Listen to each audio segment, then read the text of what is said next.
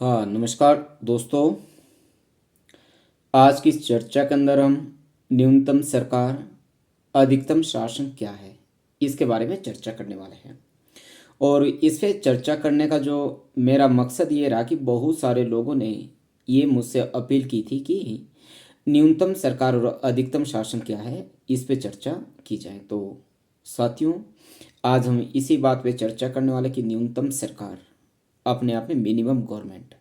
न्यूनतम सरकार जो शब्द है अपने आप में, जो हम जब इसका उच्चारण करें, इसका प्रोनाउंसिएशन करें, तो अपने आप में ऐसा लगता है कि कम से कम सरकार हो। सरकार, हमें पता कि सरकार क्या है, एक इलेक्शन के माध्यम से ये एक इलेक्शन के माध्यम से जिस भी राजनीतिक दल को चुनाव के अंदर स्पष्ट बहुमत मिलता है, उसकी सरकार बनती है। और सरकार के अंदर हम उन लोगों को शामिल करते हैं कि जो मंत्रिमंडल के रूप में या कैबिनेट के रूप में अपने कार्य को कायम करते हैं, उनको ही हम सरकार के अंदर काउंट करते हैं। इसका मतलब ये कि हमारे देश के अंदर एक जो 52वां संवैधानिक संशोधन हुआ था, जिसके तहत क्या है, हमारे देश के अंदर क्या है कि जो लोकसभा के कुल सदस्यों का जो मंत्रिमंडल के अंदर जो शेयर है, जो उसका हिस्सा, वो 15% लिया जाएगा। और राज्य की विधानसभाओं के अंदर भी, मतलब टोटल जो लोकसभा के जो सदस्य उसका 15% होगा, मंत्रिमंडल के अंदर शामिल किया जाएगा। और राज्य की विधानसभा के लिए भी यही कॉन्सेप्ट अपनाएगा कि राज्य की विधानसभा के जो उसका निचला सदन है, विधानसभा है, और जो मंत्रिमंडल के अंदर कितने मंत्री शामिल होंगे, अधिकतम के उसके 15% ही शामिल हो सकते हैं। परंतु जब न्यूनतम गवर्नमेंट की हम बात करते हैं और अधिकतम शासन क्या है, इसके बारे में, न्यूनतम गवर्नमेंट का मतलब है कि गवर्नमेंट का मतलब जहाँ पे लेजिस्लेचर, एग्जीक्यूटिव और जुडिशरी, ये अपने आप में एक पॉलिटिकल कंपोनेंट है। और पॉलिटिकल कंपोनेंट को हम खत्म नहीं कर सकते, क्योंकि कॉन्स्टिट्यूशन के अंदर उसका एक प्रोविजन है, संविधान के अंदर उसका एक स्पष्ट स्पष्टीकरण दे रखा है। यदि हम इसके अंदर कमी करते हैं, तो या तो हमें कॉन्स्टिट्यूशन के अंदर इसके अंदर अमेंडमेंट करना होगा। यदि हम ऐसा करते हैं तो क्या वह भी लोकतंत्र के खिलाफ है, ठीक है, ये हम ऐसा भी नहीं कर सकते। परंतु सरकार का एक दूसरा जो हिस्सा रहता है, उसका एग्जीक्यूटिव या ब्यूरोक्रेसी या नौकरशाही वाला जो उसका हिस्सा रहता है, उसको हम जरूर कम कर सकते हैं। और जो नरेंद्र मोदी 2019 के अंदर जब उन्होंने अपनी ओथ ली थी सेकंड टाइम प्राइम मिनिस्टर बनने के बाद, उस समय भी नरेंद्र मोदी जी ने ये कहा था कि हमारी जो सरकार है, न्यूनतम सरकार और अधिकतम शासन वाले कॉन्सेप्ट के आधार पे काम करेगी। उसके बाद जो ये बात है वो और ज़्यादा पॉपुलर हो गई है या और ज़्यादा लोकप्रिय हो गई है, ठीक है। अब सरकार क्या है, सरकार जो कर्मचारी, जो सरकार का जो, जैसा हमने कहा कि जो सरकार का जो पहला हिस्सा, जो राजनीतिक कंपोनेंट रहता है इसका, जिसके अंदर क्या है, वो लेजिस्लेचर, एग्जीक्यूटिव और जुडिशरी को तो कम नहीं कर सकते।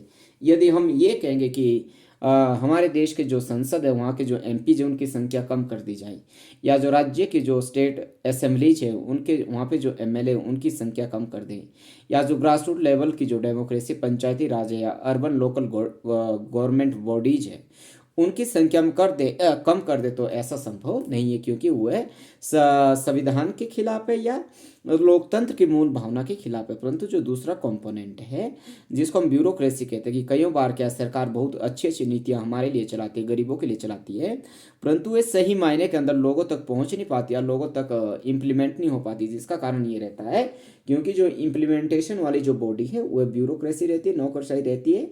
और नौकरशाही कई बार जो लोगों को गया है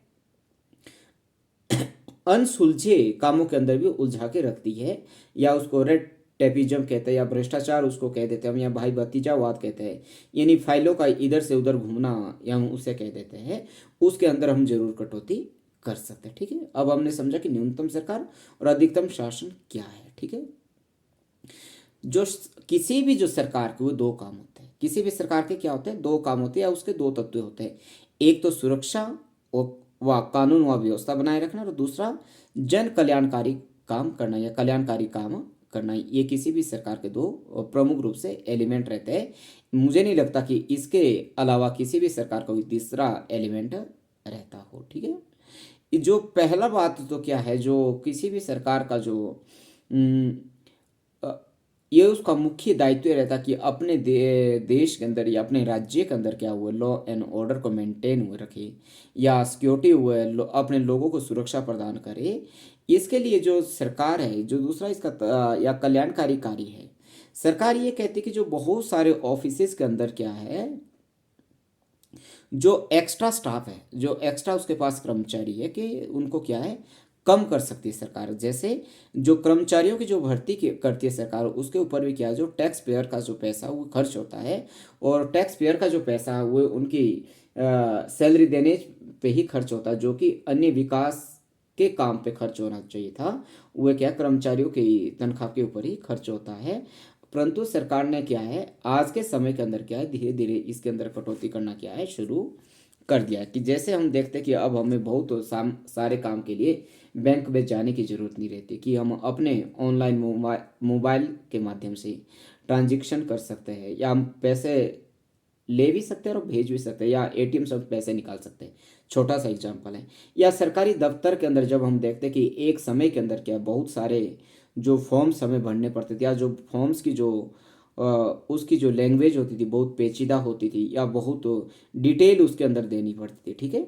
अब आज के समय में क्या है, इन फॉर्म की या सरकारी दफ्तरों की जो काम करने की जो प्रक्रिया है, इसके नियम कायदे कानून है, उसकी जो प्रक्रिया उसको रैशनलाइज किया गया, उसको क्या है, उसका रैशनलाइज किया गया। अब जो फाइल है इधर से उधर नहीं घूमने के चक्कर नहीं लगाने पड़ते। जैसे कि कुछ एक फॉर्म तो ऐसे होते हैं, जैसे ही हमने ऑनलाइन फॉर्म अब हमने सबमिट किया, कुछ एक उसके लिए कुछ एक फिक्स समय की इतने समय के तक क्या जो आपका फॉर्म है या आपका काम क्या है निश्चित रूप से हो जाएगा, ठीक है। इससे क्या भ्रष्टाचार खत्म हुआ है, भाई भतीजावाद खत्म हुआ है, रेड टेपिज्म वाला कॉन्सेप्ट खत्म हुआ है, या फाइलें एक मेज से दूसरे मेज तक घूमती रहती थी, या कई बार जो द ऑफिसर होते थे उनका मूड वो लोगों को 10-10 चक्कर ऑफिस के कटवाते थे।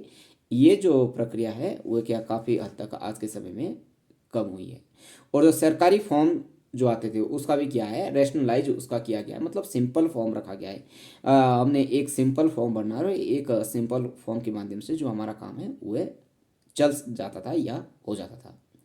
अब शासन को कैसे बढ़ाया जाए, ठीक है। जैसे हमने पहले कहा था कि शासन को कैसे बढ़ाया जाए, न्यूनतम सरकार और अधिकतम शासन क्या है। अब किसी भी सरकार का मुख्य काम है कानून और व्यवस्था बनाए रखना, और अपने नागरिकों को क्या है, सुरक्षा प्रदान करना, ये सरकार का मुख्य काम रहता है। इसके लिए जो सरकार हुए क्या करती है, अपने जो सुरक्षा एजेंसीज है उसको क्या है, दुरुस्त करती है। जैसे सेना है हमारी, पुलिस है हमारी, होमगार्ड हमारे पास है, या बाकी सुरक्षा की बाकी जो एजेंसीज हमारे पास है उसको दुरुस्त करने की कोशिश करती है, उसको आधुनिक टेक्नोलॉजी से उसको लेस करने की कोशिश करती है, या एडवांस प्रशिक्षण उसको देने की कोशिश करती है, या एडवांस हथियार या एडवांस जो तकनीक उनको देने की कोशिश करती है। और दूसरा जो किसी भी सरकार का जो महत्वपूर्ण काम रहता है वह कल्याणकारी काम रहता है, या सोशल वेलफेयर की स्कीमें सरकार की रहती है। सोशल वेलफेयर की स्कीम के लिए जो सरकार है लोगों के लिए तरह तरह के काम करती है, शिक्षा, स्वास्थ्य, रोजगार, या पानी पहुंचाने का काम, सड़क पहुंचाने का काम, या पेंशन वाली बात हो, या रोजगार की बात हो, इस तरह से जो सरकार है वो कई तरह के जो प्रोग्राम हो जनता की भलाई के लिए चलाने का काम करती है। किसी भी सरकार के अंदर यदि उसने अधिकतम शासन करना है, यदि उसने न्यूनतम सरकार और अधिकतम शासन वाले धारणा को अपनाना, तो उसके लिए 3 ई वाला जो कॉन्सेप्ट है वह महत्वपूर्ण है। First E stands for efficiency, किसी भी सरकार के जो कर्मचारियों की जो दक्षता है उसको बढ़ाने का काम करता है। क्योंकि यदि कई बार ऐसा होता है कि जो सरकार है, सरकार तो सोशल वेलफेयर के अंदर या लोगों के हित के अंदर बहुत अच्छी नीतियों का निर्माण कर देती है, परंतु उन नीतियों को क्या धरातल पर लागू करने का जो काम है वो ब्यूरोक्रेसी का रहता है। यदि हमारी ब्यूरोक्रेसी दक्ष होगी, वो एफिशिएंसी होंगी, तो वह अच्छे से उन नीतियों का क्या है, रैशनलाइज कर सकती है, अच्छे से उन नीतियों का लाभ जनता तक पहुंचा सकती है। इसके लिए हमारे सरकार के द्वारा क्या है, आज के समय में यूपीएससी के जो या आईएएस के जो लोग होते हैं, या आईएएस आईपीएस या आईएफएस के लोग होते हैं, उसको मॉडर्न तरह की जो ट्रेनिंग है वो प्रोवाइड करवाई जा रही है, या उनको नए नए प्रशिक्षण दिए जा रहे हैं, उनको आधुनिक तकनीका का उनको ज्ञान करवाया जाता है, जिसके कारण क्या है, उन जो कर्मचारियों के अंदर, ब्यूरोक्रेट्स के अंदर क्या है, दक्षता या एफिशिएंसी आती है। सेकंड है अन इकोनॉमी की मितव्ययिता। दूसरा जो सरकार का क्या रहता है, मितव्ययिता रहता है, कि जो सरकार है कम खर्चे के अंदर भी क्या है, अधिक शासन कर रही है। तीसरा जो रहता है एफिशिएंसी, और तीसरा क्या रहता है प्रभावशीलता। तीसरा क्या रहता है किसी भी सरकार का प्रभावशीलता उसका रहता है। ये किसी भी सरकार के क्या है, तीन फंडामेंटल कंपोनेंट है, या इसके माध्यम से तीन फंडामेंटल क्या है, कंपोनेंट रहते हैं। आज के समय के अंदर जो सरकार है अपने ऑफिसर्स को और अधिक दक्ष बनाने के लिए क्या है, अलग अलग तरह के हमारे पास क्या विकल्प है। जैसे आज के समय में हमारे पास एक इंटरनेट की सुविधा है। आज जो सरकार ने कि सरकार कोई भी काम, पहले के समय में होता कि सरकार ने कोई भी फीडबैक लेना है तो वो ऑफिसर से, ब्यूरोक्रेसी से लेती थी। सरकार ने कोई भी पॉलिसी मेकिंग का काम करना था वो भी जो सलाह वो है ब्यूरोक्रेसी से लेनी पड़ती थी। परंतु आज के समय में क्या है, सरकार को ऐसा जरूरी नहीं कि वह ब्यूरोक्रेसी से फीडबैक ले या वह ब्यूरोक्रेसी का ही सुझाव पॉलिसी मेकिंग के लिए मांगे। आज के समय के अंदर जो सरकार है वो डायरेक्ट लोगों से भी रूबरू हो रही है, या डायरेक्ट लोगों से भी पॉलिसी मेकिंग के लिए या पॉलिसी इम्प्लीमेंटेशन का जो प्रभाव है उसके बारे में बात कर सकते हैं। या आज भारत के कोई भी नागरिक क्या है, ये मतलब सरकारी ऑफिस का चक्कर लगाए बिना जो अपनी समस्या है किसी भी स्तर तक पहुंचा सकती है। जैसे फॉर एग्जांपल यदि हम ट्रेन के अंदर कहीं सफ़र कर रहे हैं और ट्रेन के अंदर कोई दिक्कत आ गई, तो ये महत्वपूर्ण है कि हमने रेल अधिकारी को ही सूचित करना, हम क्या है डायरेक्ट रेल मिनिस्टर को भी क्या है मेल कर सकते हैं या मेल कर सकते हैं। तो जब हम मेल करेंगे तो हमारी उस समय जो समस्या उसको एड्रेस किया जाएगा, उसका जो तुरंत है वो प्रभाव जो उसका तुरंत उसका क्या है समाधान निकाला लिया जाएगा। इसका मतलब क्या हुआ कि हमने ब्यूरोक्रेसी को बाईपास कर दिया। मतलब जिस ब्यूरोक्रेसी, जिस अधिकारी के पास हमने कंप्लेंट करनी थी, हमने डायरेक्ट उच्च स्तर पे कंप्लेंट की। और सरकार भी इसका जो प्रयोग है वो कई बार करती है। कई बार ऐसे देखने में आया है कि यदि सरकार कोई नया कानून देश के अंदर ला रही है, उसके लिए सरकार क्या है सोशल इंजीनियरिंग का काम करती है। और सोशल इंजीनियरिंग के माध्यम से जो सरकार है वह लोगों से ही सुझाव लेती है, लोगों के ही सुझाव लेने की कोशिश करती है। और बहुत बार हमारे देश के अंदर ऐसा हुआ भी है।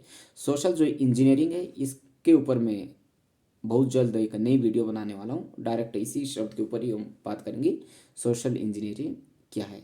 इस तरह हमें न्यूनतम सरकार और अधिकतम शासन के अंदर इस बात को शामिल करते हैं कि जो ब्यूरोक्रेसी है वो क्या है जनता के, कि ब्यूरोक्रेसी को क्या है जनता में शामिल किया जाए, या ब्यूरोक्रेसी को क्या है जनता के बीच भेजा जाए, ताकि जनता की क्या है, जनता को किस तरह की समस्या रहती है, उनके किस तरह के ओपिनियंस है, उसके बारे में अच्छे से पता लगाया जा सके। तो आज की वीडियो के अंदर ही हमने न्यूनतम सरकार और अधिकतम शासन को समझने की कोशिश की। और मैं उम्मीद करता हूँ कि ये वीडियो आपके एग्जाम के लिहाज से बहुत महत्वपूर्ण साबित होने वाली, क्योंकि यूपीएससी के अंदर क्या क्रिटिकल थिंकिंग उसके अंदर पूछी जाती है। और ऐसे जो शब्द है इन शब्दों का हमें ज्ञान होना बहुत महत्वपूर्ण है। तो थैंक यू दोस्तों, जल्द मिलते किसी एक अन्य वीडियो के अंदर। Thank you.